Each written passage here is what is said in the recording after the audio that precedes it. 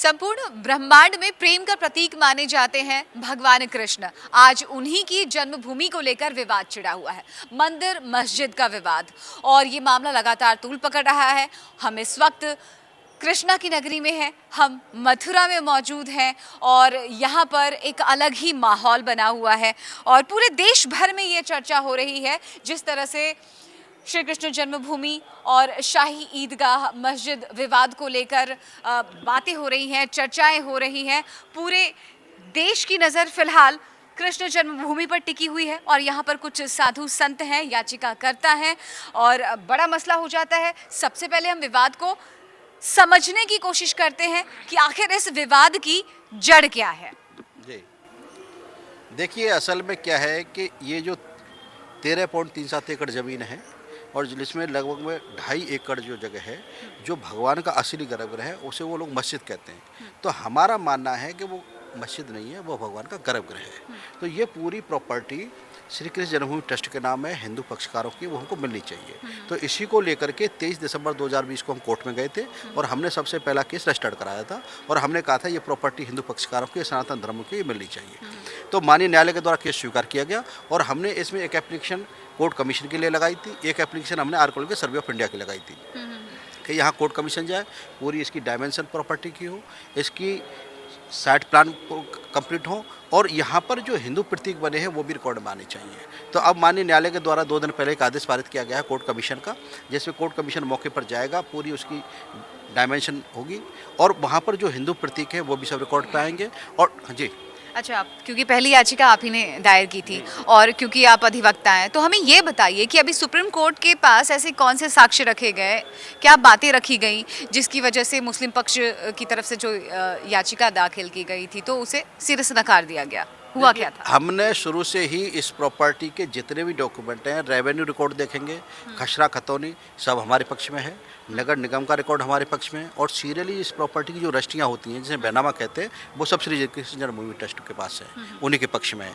और विभिन्न इतिहासकारों की पुस्तकें, चाहे वो मुगल इतिहासकार हों, चाहे मुस्लिम इतिहासकार हों, चाहे क्रिश्चियन इतिहासकार हों, चाहे भारतीय इतिहासकार हों, मनुची हों, होनसांग फाइयान चीनी यात्री हों, या जदुना सरकार हो या ओतुल्पी हो या साकी मुस्तक खान हो, जो मासरे आलम के, सब में ये वर्णन आता है कि ये प्रॉपर्टी हिंदू पक्षकारों की है, यह प्रॉपर्टी हिंदू पक्षकारों से संबंधित है, इसका उनसे कोई संबंध नहीं है। तो ये हमने सब रिकॉर्ड दाखिल किए, वो आज तक कोई सिंगल डॉक्यूमेंट दाखिल नहीं कर पाए हैं। तो जब सिंगल डॉक्यूमेंट दाखिल नहीं कर पाए हैं तो न्यायालय ने नहीं माना, कि न्यायालय का भी मानना प्राइमा फेसी ये है कि ये प्रॉपर्टी हिंदू पक्षकारों की है, हिंदू पक्षकारों का, तो इसीलिए उनको नकार दिया गया और सुप्रीम कोर्ट से उनको कोई रेमेडी नहीं मिली। हाँ। अच्छा देखिए, हम बार बार कह रहे हैं कि ये मामला सिर्फ कोर्ट कचहरी का नहीं है बल्कि कृष्ण भक्तों की आस्था का प्रश्न है। ये आप क्या कहेंगे स्वामी जी? किसके बारे में? अभी जोर से बोलिए। अभी देखिए, मंदिर मस्जिद को लेकर विवाद चल रहा है। यहाँ पर दावा है हिंदू पक्ष की तरफ से कि ये जो शाही ईदगाह मस्जिद है, इसके गर्भगृह में देखिए ये सीधे सीधे इसे कृष्ण जन्मभूमि माना जा रहा है। कहा जा रहा है कि हजारों साल से यहाँ पर मंदिर ही था जिसे तोड़ करके मस्जिद बना दिया गया है। ये भारतीय पुरातत्व विभाग में इसके सब प्रमाण हैं कि कब बाबर ने तोड़ा, कब अकबर ने तोड़ा, कब आताताइयों ने तोड़ा और इसको बनाया गया। ये भी प्रमाण है कि ये कृष्ण जन्मभूमि के मंदिर का पहले निर्माण किसने कराया, द्वापर युग में हुआ, उसके बाद फिर बुंदेला राजाओं ने कराया, होलकर लोगों ने भी कराया, फिर तोड़ा गया। विवाद ये है कि इस स्थान की पवित्रता को देखते हुए और पहचान को देखते हुए न्यायालय में जो वाद चल रहा है, उसका जो फैसला है, उसको दोनों को ससम्मान स्वीकार करना चाहिए। अभी जो भूमि कृष्ण जन्मभूमि के जो न्यास ट्रस्ट है, उसके अधिवक्ता और अध्यक्ष जो है महेंद्र प्रताप सिंह ने जो किया है, उसमें ये फैसला आया है कि जितने भी केस हैं इलाहाबाद हाई कोर्ट में चलेंगे और वहाँ पे सर्वे होना चाहिए। सर्वे होने से कोई भी दूध का दूध और पानी का पानी हो जाएगा। सही स्थिति क्या है इसके बारे मालूम पड़ जाने के बाद वाद ही ख़त्म हो जाएगा। और वाद जब ख़त्म हो जाएगा, जैसे अयोध्या का पहले चला 5 साल 10 साल तक सर्वे चला, खुदाई हुई, चिन्ह निकले, इसके बाद में वाद आया, ख़त्म हुआ।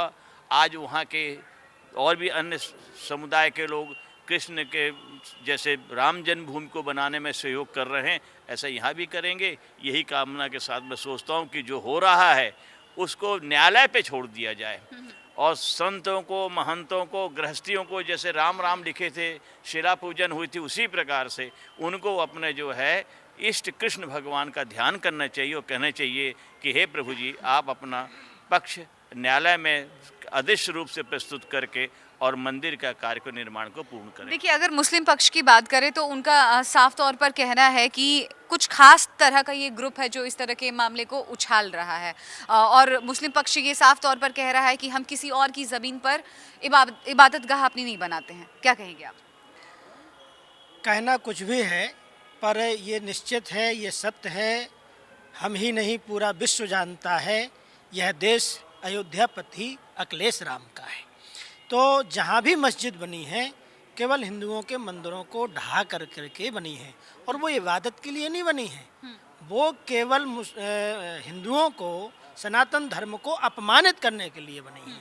तो ये मंदिर की दीवार के ऊपर ही गुम्बद को रखा गया है, कहीं और भी बना सकते थे, इबादत कहीं भी की जा सकती है, पर केवल हमारे सनातन धर्म को कुचलने के लिए, हिंदुओं को अपमानित करने के लिए ये बनाया हुआ है, और जबकि वहाँ कुछ है नहीं, और है नहीं इसीलिए वो सर्वे से भाग रहे हैं। भाई जो सच्चा होता है वो कहता है आप आइए, देखिए खुशी से, पूरा दरवाज़ा खुला पड़ा है, हमारा घर खुला है, आपको कहीं इस तरह की आपत्तिजनक चीज़ मिलती है तो आप बात करिए।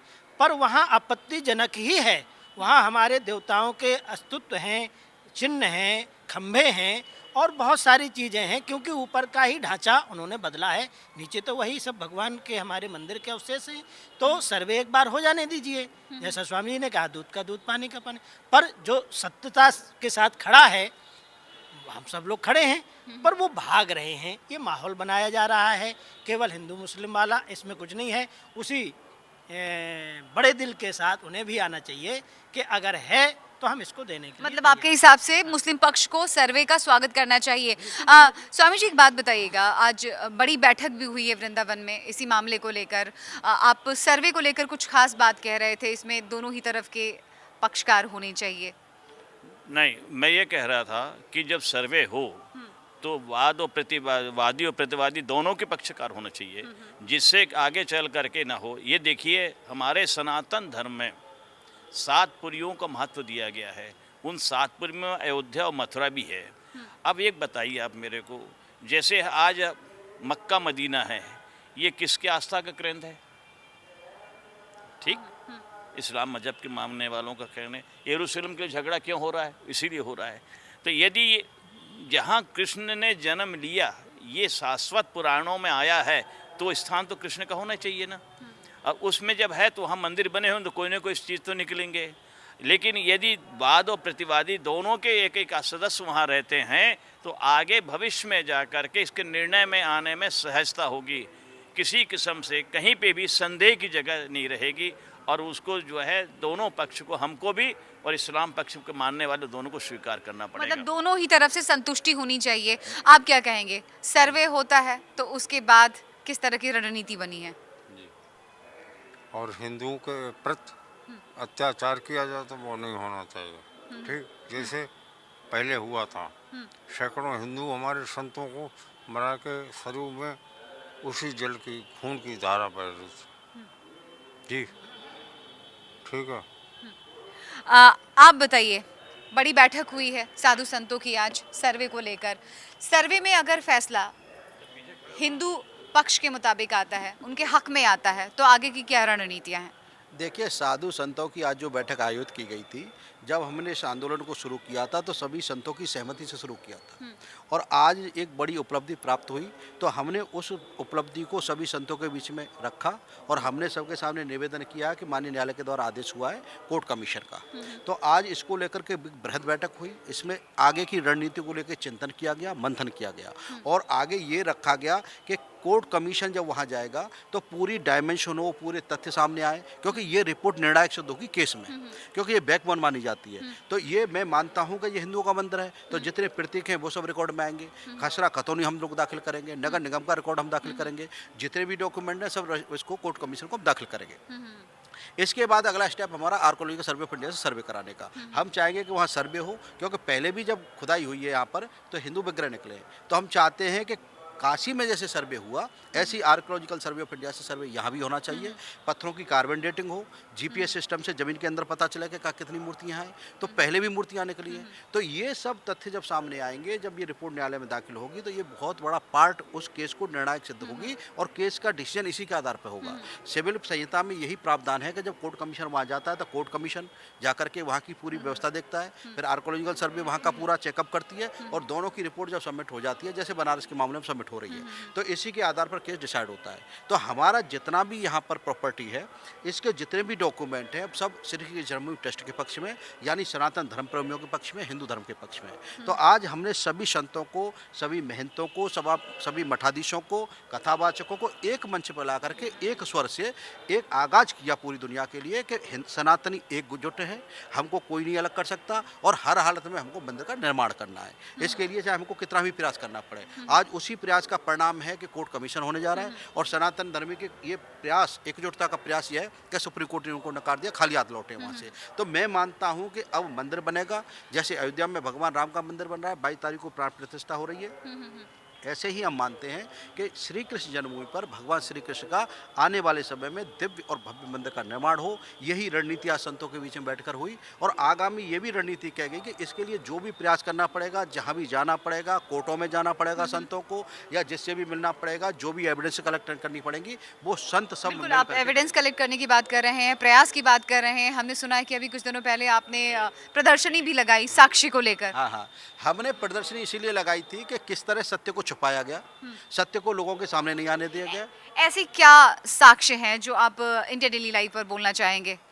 देखिए, साक्षी ये है कि जब उसकी दीवारों पर जब हम देखते हैं, जो जिसे ये लोग तथाकथित मस्जिद कहते हैं, ईदगाह कहते हैं, वो असल में ईदगाह नहीं है, वो मंदिर है, भगवान का गर्भगृह है। तो उसकी दीवारों पर शंख बने हैं, चक्र के चिन्ह हैं, आदि शेष बने हैं, कमल बने हैं। तो ये मस्जिद में नहीं होते, मंदिर में होते हैं। तो हमने प्रदर्शनी के माध्यम से यहाँ भी लगाई थी, आगरा में भी लगाई थी, हाथरस में भी लगाई थी और भी हम आगे गए थे।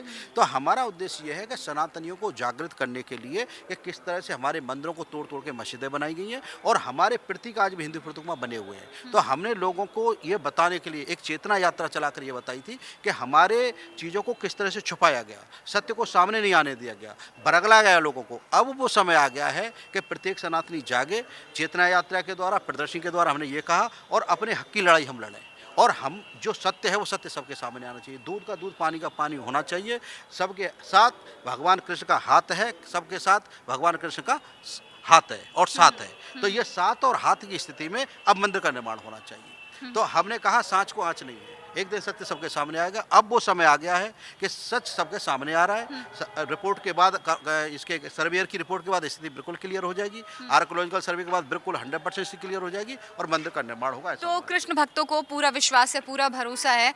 बड़ी बात यह है कि देखिए, विडंबना ही है ये कि कृष्ण का जन्म भी एक कारागार में हुआ था और अब जैसा कृष्ण भक्त कह रहे हैं कि कहीं ना कहीं जो मस्जिद है उसी के नीचे ठीक गर्भगृह है, तो एक बार फिर से भगवान कृष्ण को वहाँ से आज़ाद कराना है।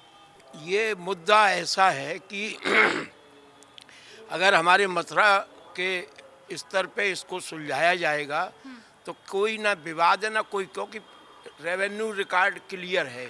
इसमें अयोध्या से ज़्यादा मजबूत मामला ये है कि इसमें रेवेन्यू रिकॉर्ड कृष्ण जन्मभूमि ट्रस्ट के नाम टोडरमल जब से शुरू किया है उन्होंने, जब से भारत में ये रेवेन्यू का रिकॉर्ड शुरू हुआ है तब से जन्मभूमि दर है और हमारे अधिवक्ता साहब ने सारा दायर किया है। एक बात, इस मामले का अंतर्राष्ट्रीयकरण अगर नहीं होता है तो ये हमारे इस स्तर पे ही सुलझ जाएगा, क्योंकि यहाँ के जो मुस्लिम समुदाय है वो भी कृष्ण को मानती है। रोजी रोटी सैकड़ों हजारों साल से जो यहाँ के बासिंदे हैं वो कृष्ण की कृपा से ही सबको रोटी मिलती है। तो यहाँ कोई ऐसा दिक्कत नहीं होगी अगर राजनीतिक लोग दखल ना दें और अंतर्राष्ट्रीयकरण इस मुद्दे का ना हो। सरकार को भी इसमें आगे बढ़ कर के वार्ता करानी चाहिए, दोनों पक्षों से बात करके सरकार को अपने स्तर पे अगर उनको कोई मुआवजा के रूप में कहीं ज़मीन कहीं कुछ करना हो तो सरकार को करना चाहिए।